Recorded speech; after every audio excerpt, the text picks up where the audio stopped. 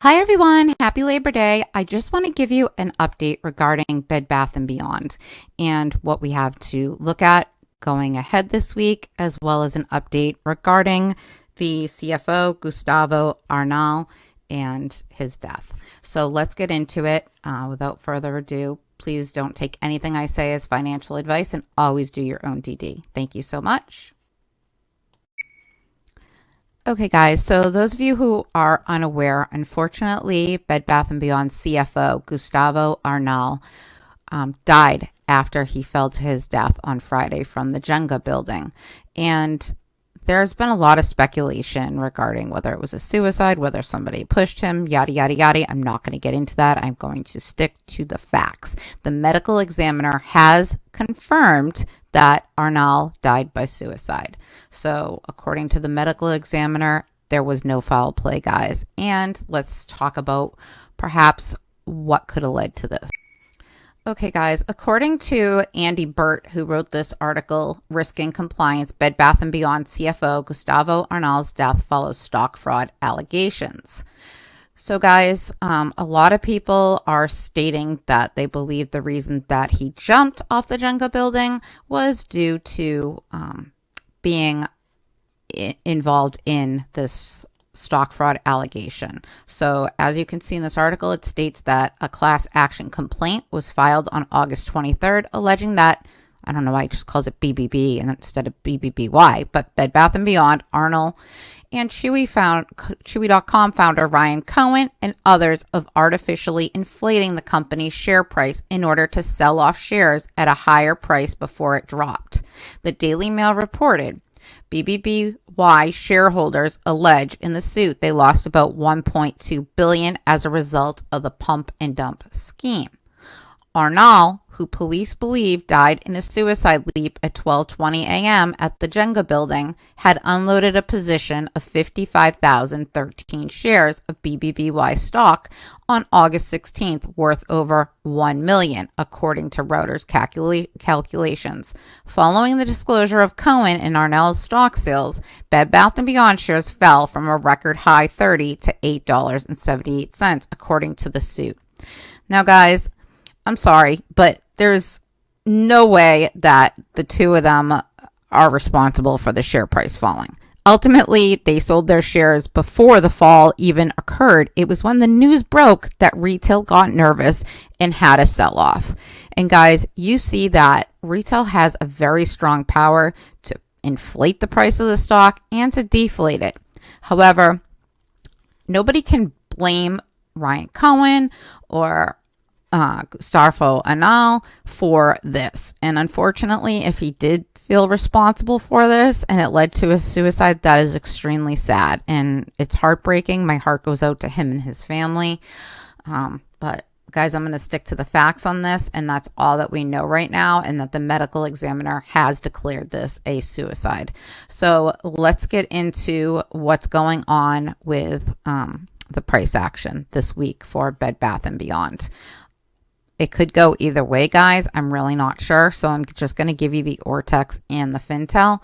Initially, I would expect shorts to take advantage of this and to sell it off. However, retail is very strong. And if they come off fighting against these shorts, then I believe the stock can easily go straight back up.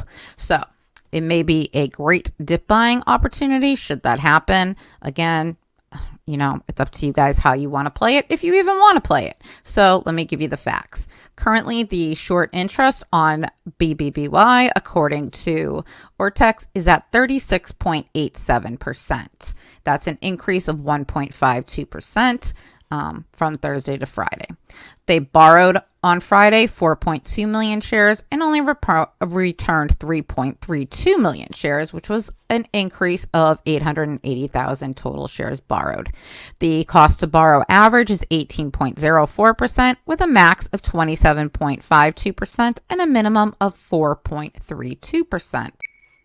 Fintel does have this number higher with a short interest of 39.8%. 0.80%.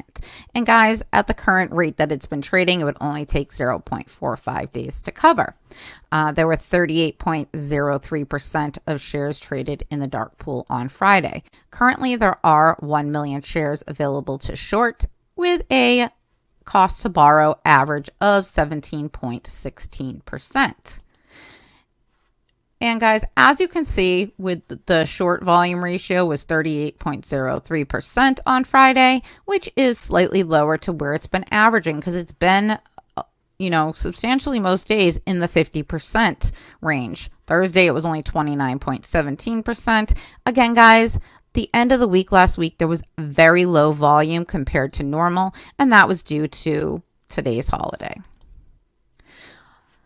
Just so you're aware, I am not quite sure if the shares from that would be due today were due on Friday, or if because of the holiday they get an extension to tomorrow. So I'm going to give you both. Today there were 86,853 shares due from the failure to delivers, and on Tuesday, tomorrow, there is only 7,824 shares due. Now, as you can see, it's been substantially lower here because I believe this was probably around the sell-off time with correlation, or maybe even before it began running up.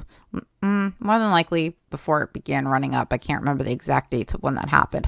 However, I want you to look ahead to when we get, not this week, but next week is when I think things get very interesting for Bed Bath & Beyond, because guys, they start going back into the millions of shares due with failure to delivers towards the end of next week. Now, remember, they can cover these at any time. So this is just used as, kind of an idea to tell us where they stand and if they're getting those failure to delivers. According to Ortex, we're still at 100% utilization. So guys, if retail stands strong on this, I really do believe that these numbers can get back up. The short interest is still extremely high. Now, at this point, I'd strongly urge against holding Bed Bath & Beyond as a long-term investment unless there's some serious restructuring in that company. This stock is in major trouble, and I think everyone should be aware of that. If not, you now are. So please be careful. Again, I think given the current situation, this is probably a short's dream to be able to drive this down even further. So we may see these prices get back, guys, to, that $5, $6, $7 range. There's no guarantees. Retail may rally and say, hey, we're going to fight for this. Screw these shorts.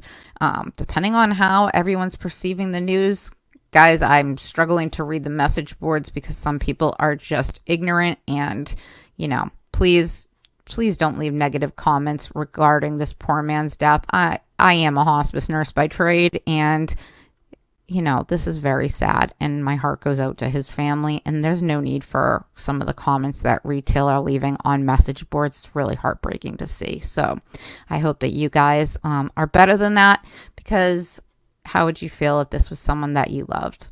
Anyways, guys, I hope you have a wonderful rest of your day.